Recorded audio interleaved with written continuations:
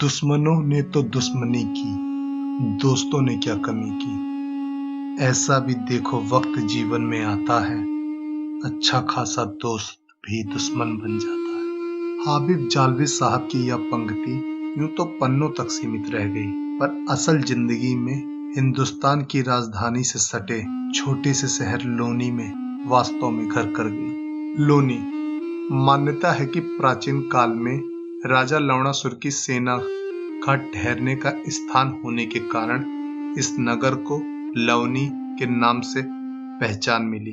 बाद में इसका नाम लोनी पड़ा।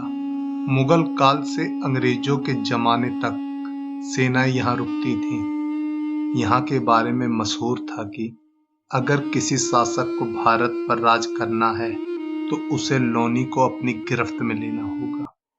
दिल्ली से सटा इलाका लोनी जिला गाजियाबाद में आता है।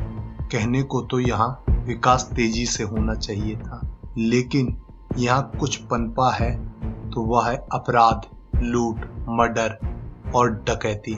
यहाँ की जिंदगी का साधारण सा हिस्सा बन चुका था। महंगी जमीनों के चलते यहाँ गैंगवार भी कोई नई चीज न थी। एनसीआर के अलावा उत्तराखंड, हरियाणा में होने वाली हर बड़ी वारदात के तार यहाँ तलाशे जाते थे। चमकदार इतिहास के बावजूद लोनी क्राइम सेंटर बना रहा। देश की राजधानी दिल्ली से करीबी के कारण लोनी की जमीन हमेशा से महंगी रही। 1982 में एशियन गेम के दौरान जमीनों के रेट ने छलांग लगाई। जमीन महंगी होने के कारण जमीनी व्यापार के साथ लड़ाई और गैंगवार भी बढ़ा। बात है 80 से 90 के दशक में दहशत का पराय बन चुके महेंद्र फौजी और सतबीर गुज्जर की। महेंद्र फौजी आर्मी से रिटायर था, इसलिए उसे फौजी कहकर बुलाते थे। फौजी का असल नाम महेंद्र कसाना था। फौजी 1965 और 1971 के भारत पाकिस्तान युद्ध में भी शामिल रहा। सतबीर गुज्जर ने LLB कर रखी थी।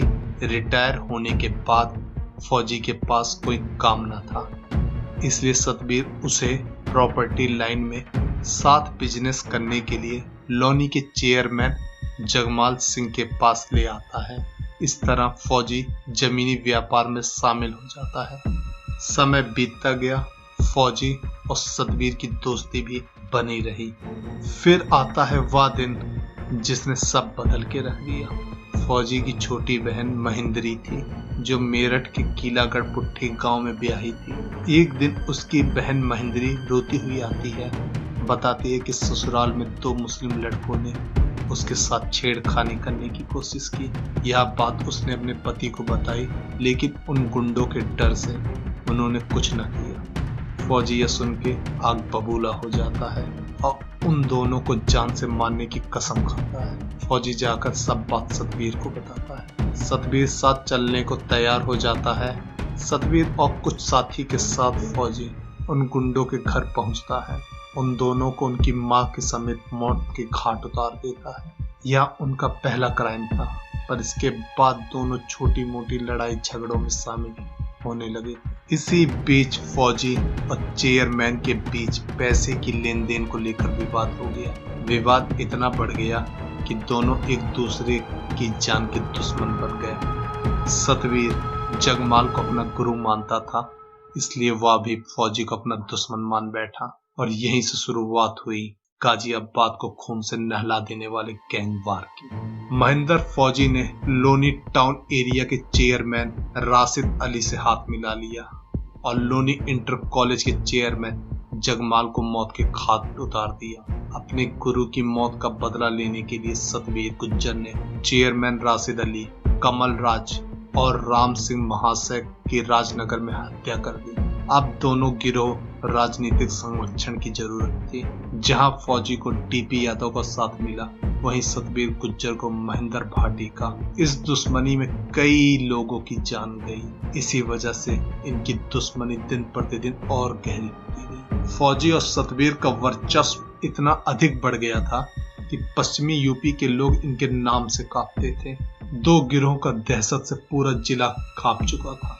अब समय था उत्तर प्रदेश पुलिस के कुछ करने का।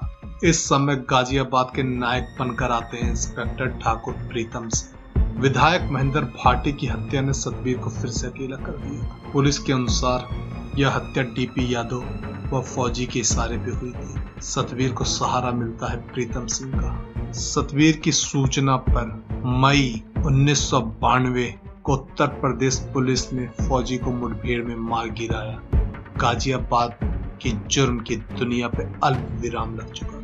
2 साल बाद 1994 में सतवीर गुज्जर को दिल्ली के चाणक्यपुरी इलाके में ढेर करने के साथ ही यह पूर्ण विराम में बदल गया। इन 2 गैंगस्टर की मौत के बाद भी आज भी दोनों गुज्जरों का नाम सुनकर गाजियाबाद कांप उठता है। प्रीतम सिंह ने अपनी सूझबूझ से गाजियाबाद के बढ़ते क्राइम को रोक तो लिया, मगर यह खूनी संघर्ष यहीं नहीं खत्म, यह आज